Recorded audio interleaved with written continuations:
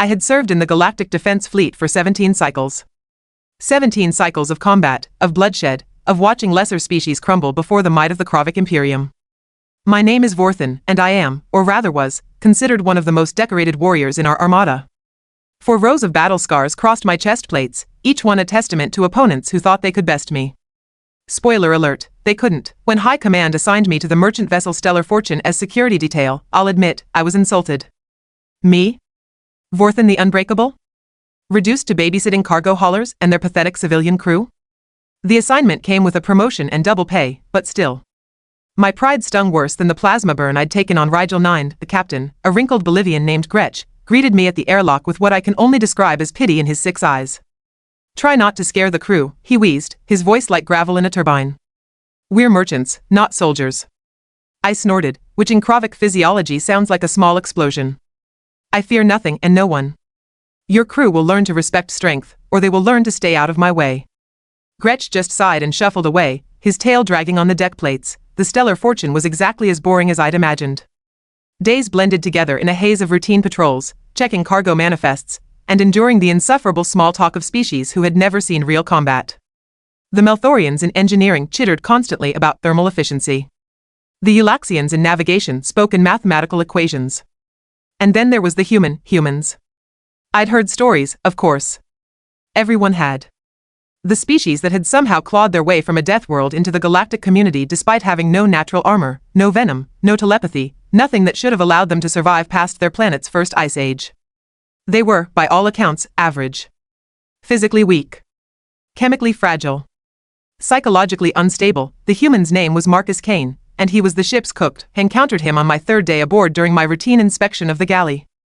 The space was cramped, filled with the nauseating smells of a dozen different species' dietary requirements being prepared simultaneously.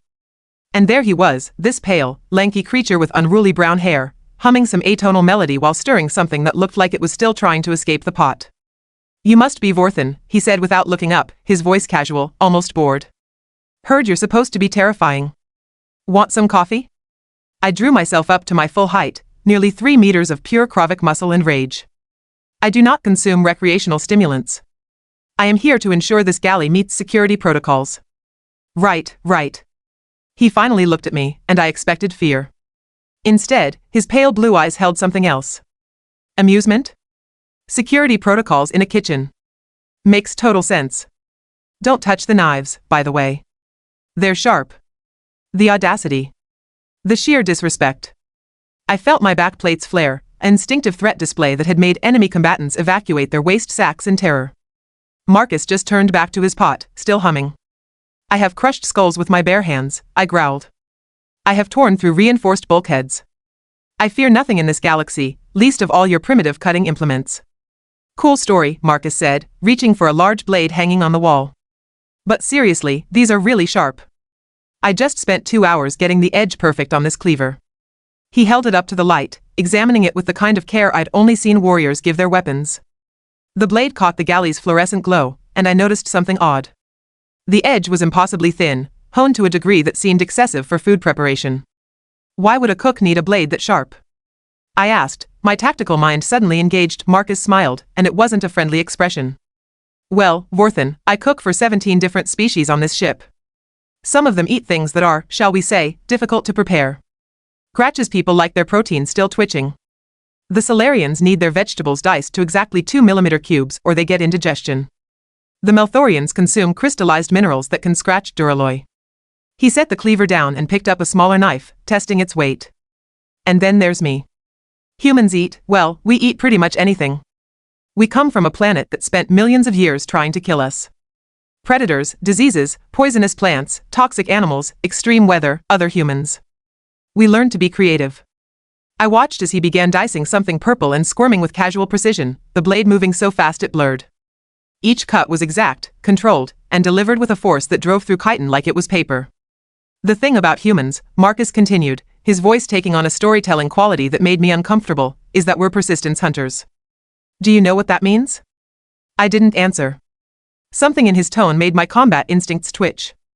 It means we don't have to be the fastest or the strongest. We just have to be patient. Relentless. We chase our prey until it collapses from exhaustion. Until its heart gives out. Until it simply cannot run anymore. Each pause was punctuated by another precise cut. And then we eat it. The galley suddenly felt smaller. Warmer. I am not prey, I said, but my voice lacked its usual certainty. Marcus laughed, a sharp sound that echoed off the metal walls. Of course not. You're the big bad warrior, right? Fear nothing? I respect that. I really do. He moved to a different cutting board, selecting a cleaver that looked disturbingly similar to a boarding axe. But here's the thing about fear, Vorthan. It's not about what you think you're afraid of. It's about what you should be afraid of. He started breaking down something that looked like a Thargonian swamp beast, and I noticed his technique was, well, surgical. He separated joints with minimal effort, removed organs without puncturing them, and worked through bone like he'd been doing it since birth. I've been cooking on merchant vessels for 8 years, Marcus said conversationally. Before that, I was a combat medic in the Human Defense Corps. Do you know what combat medics do, Vorthan? I knew. Everyone in the military knew. Combat medics were responsible for keeping soldiers alive on the battlefield, which meant they had intimate knowledge of anatomy, trauma, and, most disturbingly, exactly how to cause both. We learned to save lives, Marcus continued, which means we learned exactly how every species is put together. Where the vital organs are. Which arteries carry the most blood. How much pressure it takes to crack through different types of skeletal structures. He looked up at me again, that same unsettling smile. Knowledge is funny that way. It cuts both ways. No pun intended. I felt something I hadn't experienced in combat for years. Not fear, exactly. Respect? Wariness? A sudden awareness that I might have misjudged the situation? Are you threatening me, human? I asked, keeping my voice level. Me? Threaten you? Marcus set down his cleaver and wiped his hands on his apron, which I now noticed was covered in stains that could have been from a dozen different food sources. Or not. I'm just a cook, Vorthan. I make food. I keep the crew fed and happy. That's my job. He paused. But I'm very, very good at my job. The intercom crackled overhead. Kane to the bridge. Captain wants to discuss tonight's menu. Duty calls, Marcus said cheerfully, untying his apron. As he walked past me toward the door, he paused. Oh, and Vorthan? If you're going to do your security inspections in here, maybe do them when I'm not working. Kitchens can be dangerous places. Wouldn't want you to get hurt. He left, and I stood there in the galley, surrounded by knives, cleavers, and cutting implements that suddenly seemed less like cooking tools and more like an armory. The walls were lined with them. Dozens of blades, each specialized, each maintained to a perfect edge. I am Vorthan the Unbreakable. I have fought in wars that decimated entire planets. I have faced down opponents twice my size and enemies with weapons that could vaporize matter, but as I left that galley, I found myself wondering something I'd never wondered before. What exactly was I dealing with, and more importantly, what was on tonight's menu? The next few days were, to put it mildly, educational. I began paying attention to Marcus Kane in ways I'd never bothered observing civilians before. As a warrior, you learn to assess threats. Combat capabilities. Weaknesses. But Marcus? He was something different. Something that didn't fit the standard threat assessment protocols. First, there was the incident with Kralex, one of the Melthorian engineers. Kralex had apparently complained about his meal, claiming the mineral crystals weren't properly aligned with his species' magnetic digestive system. Reasonable complaint, I suppose. Except Marcus didn't apologize or offer to remake it. Instead, he smiled. That same unsettling smile. Kralex, my friend, Marcus had said, his voice dripping with sweetness that somehow made my spine plates itch. I spent 4 hours synthesizing those crystals to the exact specifications in your dietary file. 4 hours. I consulted 3 separate databases and ran 17 chemical analyses. He leaned against the galley counter, arms crossed. So either your magnetic digestive system is malfunctioning, in which case you should see medical immediately, or you're just being difficult. Which is it? Kralex had left without another word, and I noticed he never complained again. Then there was the knife sharpening. Oh, the knife sharpening. Every evening at exactly 1900 hours, Marcus would sit in the galley's corner booth with a collection of whetstones, oils, and blades. And he would sharpen. The sound was rhythmic, methodical, almost meditative. Scrape, scrape, scrape. Metal against stone. Over and over, I made the mistake of asking him about it once. Maintenance, he'd said simply. A dull knife is a dangerous knife. It slips, it tears, it requires more force. A sharp knife? A sharp knife does exactly what you want it to do, exactly when you want it to happen. He held up a paring knife, testing the edge with his thumb. A tiny bead of red blood appeared, and he casually licked it away. Perfection requires dedication. The way he said it made it sound like he wasn't talking about cooking anymore, but the real revelation came during the pirate attack. We're 3 days out from the Andorian trade station when the sensors picked up the raiding vessel. A Vorthan marauder, mid-sized, probably 30 crew members. Standard pirate tactics: disable engines, board, steal cargo, kill witnesses. Captain Gretch's voice came over the intercom, surprisingly calm. All hands, we have hostiles inbound. Security to stations. Everyone else, shelter in place. This was it. This was what I'd been waiting for. Real combat. Real purpose. I grabbed my plasma rifle and headed to the main corridor, where I knew the pirates would attempt their breach. As I passed the galley, I saw Marcus calmly continuing to prepare what looked like evening meal. The sound of chopping vegetables filled the air. "Human," I barked, "did you not hear the alert? We're under attack. Get to the shelter pods." Marcus didn't look up. "I heard. But people still need to eat, Vorthan. Crisis or not, the schedule doesn't change." "You're insane." "Probably," he agreed cheerfully. "But I'm also practical. The attack will either succeed or fail. If it fails, the crew will be hungry and need food. If it succeeds, well, I doubt the pirates will be impressed by an empty galley." He finally looked up, and his expression was thoughtful. "Although, I should probably prepare for additional guests. Pirates do eat, presumably." The ship shuddered as the Vorthan vessel attached its boarding clamps. I could hear the cutting torches starting to work on our hull. "Stay here," I ordered Marcus. "Lock the door. I'll handle this." "You do your job," Marcus said, selecting a large meat cleaver from his collection, "and I'll do mine." The breach came exactly where I'd expected. 3 Vorthans, heavily armed, wearing combat armor that could withstand small arms fire. They were professionals. I gave them that much credit. I killed the first one immediately, my plasma rifle punching through his shield at close range. The second one got a shot off that grazed my shoulder plate, which only made me angrier.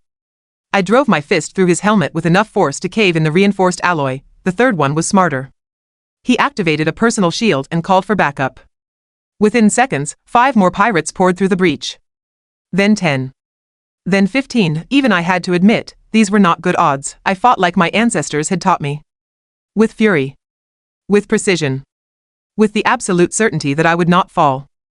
I dropped 4 more before they managed to get a stun net over me. The energy discharge sent pain screaming through my nervous system, and I fell to my knees. The lead pirate, a massive Vorthan with scars across his faceplates, laughed. "The great Vorthan. I've heard stories about you. Glad to finally meet you." He raised his rifle, pointing it at my head. "This will bring a fine bounty."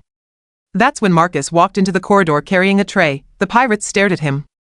I stared at him. He was wearing his apron, splattered with what I desperately hoped was food stains, and balancing a large serving tray in one hand. "Gentlemen," Marcus said pleasantly, "I was just preparing dinner.